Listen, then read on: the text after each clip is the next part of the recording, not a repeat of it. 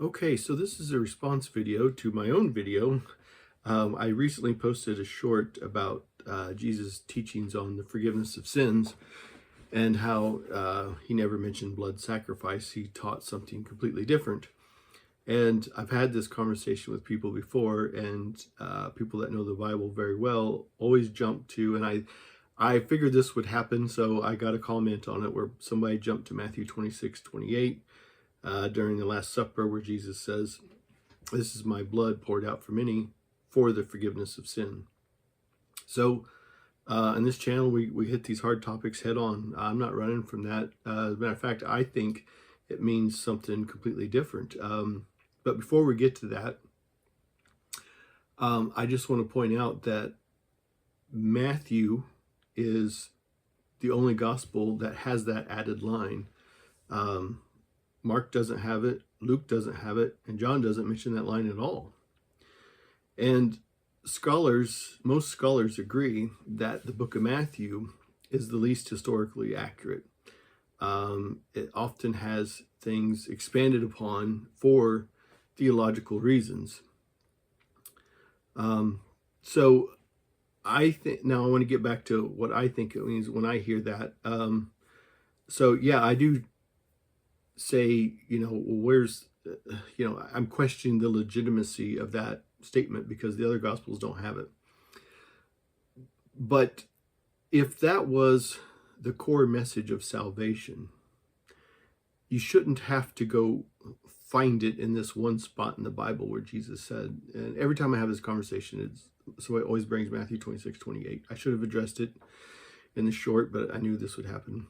I've addressed it already before in other things, but wouldn't Jesus be saying that everywhere? The Sermon on the Mount, wouldn't Jesus constantly be saying, hey, now, don't worry, you just believe in my blood sacrifice washes you clean. I mean, do you think, during the life of Jesus, he never met Paul, When Jesus was hanging on the cross, why didn't he say, there's also one big thing I need to tell y'all, but that's okay. Paul's going to come along in 10, 15, 20 years later, whatever the time was, and he's going to explain it. He's going to set things right. But I guess people who don't live long enough to hear that, I guess, to hell with them, literally. That's weird.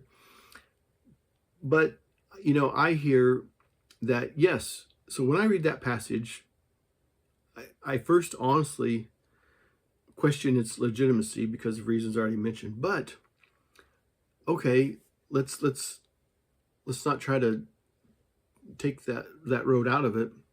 I hear that, yes, Jesus was sanctified from the beginning. I believe that. And he was here to show us the way. And it caused him to be put to death.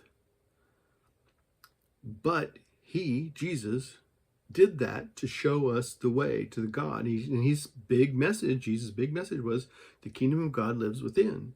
It's not a geographical location that you go to or that you go to after you die, your physical body dies. The kingdom of God is within. People looking for God outward somewhere, look in your heart. You've heard as above, so below, as within, as without. God is anywhere and everywhere. There's nowhere. Everything is, all this is the mind of God. There is nothing else. All right, I want to stay on point. So I hear this as, number one, Matthew 26:28. Let's not run from it here. I question its authenticity. I do. It's not in the other gospels. And I also want to say that, to me, it believes what I just said. I'm just recapping here. That yes, Jesus did come here and he sacrificed his life so that he could show us the way to the kingdom of God. And why don't the other gospels mention it? John doesn't even have this line at all. If this was so important, why wasn't Jesus saying this in every sermon? Why wasn't his disciples saying this in every sermon? Okay, so that's my response to Matthew 26:28. From my original video of, what did I call it? Something about, did Jesus say he needed blood? God needed blood? You know, saying that God needed a payment, basically, to forgive sin. But Jesus, time and time, freely forgave people before he was sacrificed on the cross. He didn't tell them, now something's going to happen and you have to believe that my blood washes away your sin. This idea of blood sacrifice is a pagan idea.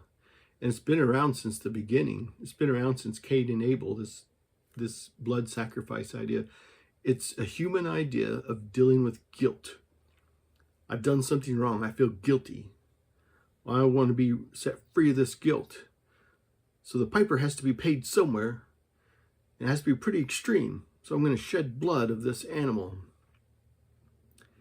And it's carried over. Paul was raised in an environment where blood sacrifice was taught, and this is how it happened.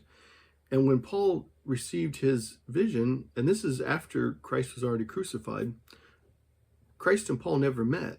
Paul claims that he met Christ in a vision on the road to Damascus, but that's it. And then Paul says, hey, I'm an apostle, and here's what I want to tell the world. Before that, he was named Saul, and he was a murderer.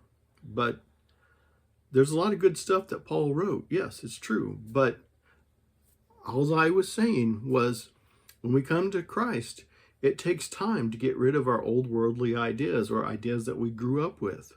It takes time to mature and develop. And I believe Paul, going from Saul to Paul so quickly, I believe that he had a lot of his old baggage with him. Okay? That was my point to that video. So again, I'm not running from anything. I think people should not take my word for it. I think people should read the Bible for themselves. If you've never read it before, start with the New Testament. If you really are pushed for time or whatever, read the Red Letter Bible. It's called the Red Letter Bible. It's just basically the New Testament with only Jesus, what Jesus had to say, instead of what people had to say about Jesus. Let Jesus speak for himself. All right, I've rambled long enough. I hope you found this interesting. More great stuff to come. I've got other topics on the table. I'm sorry if you follow my channel. I've been dwelling so much on this lately. I'm going to get to other great stuff. All right, have a great day. Love y'all. Cheers.